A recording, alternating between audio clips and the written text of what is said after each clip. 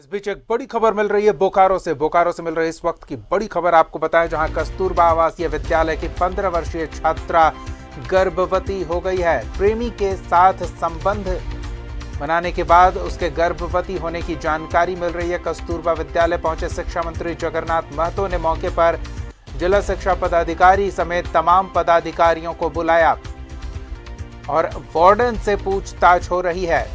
बड़ी खबर इस वक्त की आपको बता रहे हैं, कस्तूरबा गांधी आवासीय छात्रा विद्यालय की एक छात्रा के गर्भवती होने के मामले को लेकर इस मामले में अब पूछताछ चल रही है। वार्डन से पूछताछ की जा रही है।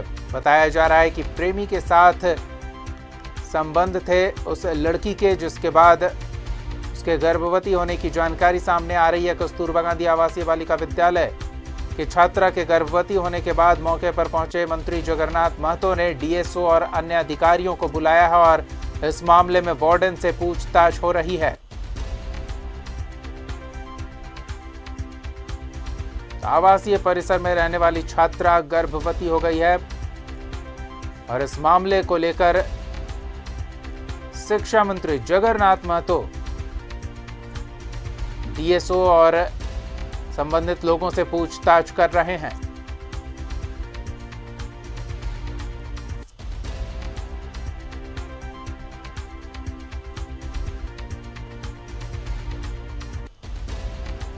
बोकारो से इस वक्त की ये बड़ी खबर, आवासीय विद्यालय की छात्रा गर्भवती पाई गई है, जिसके बाद ये मामला तूल पकड़ता दिख रहा है। कस्तूरबा विद्यालय पहुंचे शिक्षा मंत्री जगन्नाथ महतो ने इस मामले में शिक्षा पदाधिकारी और स्कूल के वार्डन से पूछताछ की है। तो वार्डन से शिक्षा मंत्री पूछताछ कर रहे हैं, आखिर आवासीय विद्यालय परिसर से छात्रा बाहर क्यों गई या फिर कोई और आवासीय विद्यालय परिसर में अंदर आया है। ये गंभीर मामला और इस मामले में पूछताछ हो रही है।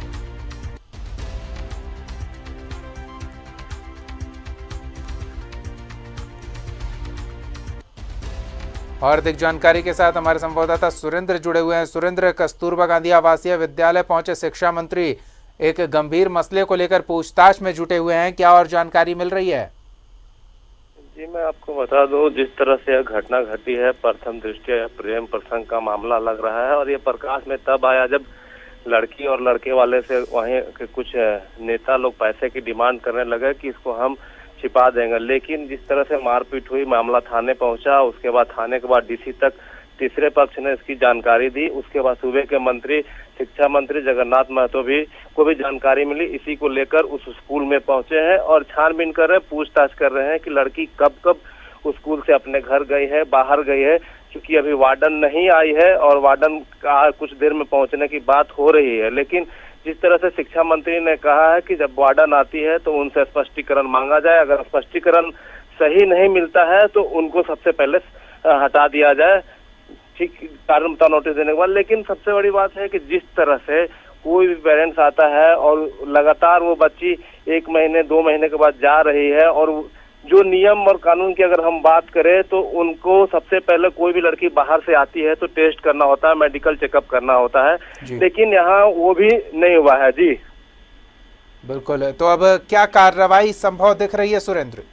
जी बिल्कुल, जिस तरह से शिक्षा मंत्री ने कहा है कि वार्डन आ रही है तो उनको कारण बताओ नोटिस दिया जाए और स्पष्टीकरण सही नहीं मिलने पर उनको तत्काल प्रभाव से हटा दिया जाए। और उसके बाद अभी एक और निर्देश दिया है शिक्षा मंत्री ने कि जो भी बच्ची हैं उनके साथ मोबाइल नहीं रहेगा, जिनको भी फोन करना है यहाँ पर मोबाइल फोन को यहाँ पर नंबर पेरेंट्स का लिखा हुआ रहेगा और यहीं पर बैठकर बात करेंगे। कोई भी सरकारी आवासीय विद्यालय में मोबाइल लेकर नहीं आएगा। जी, मतलब अब थोड़ी सख्ती बरती जा रही है। लेकिन सुरेंद्र, नाबालिग बच्ची है, गर्भवती है, उसके स्वास्थ्य की भी किसी को चिंता है या नहीं?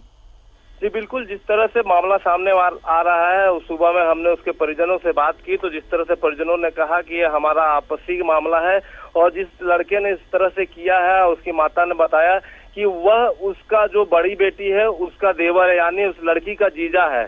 लेकिन मैं आपको बता दूं, जो भी बातें सामने आ रही है ठीक है, अलग बात है, लेकिन वो नाबालिग बच्ची और नाबालिग बच्ची के साथ इस तरह से होना कहीं ना कहीं बहुत दुखद है। और रही बात उस बच्ची की, तो जिस जानकारी मिली है कि वो लड़की उस लड़के के घर में ही रह रही है। जी धन्यवाद सुरेंद्र इन तमाम अपडेट्स के लिए।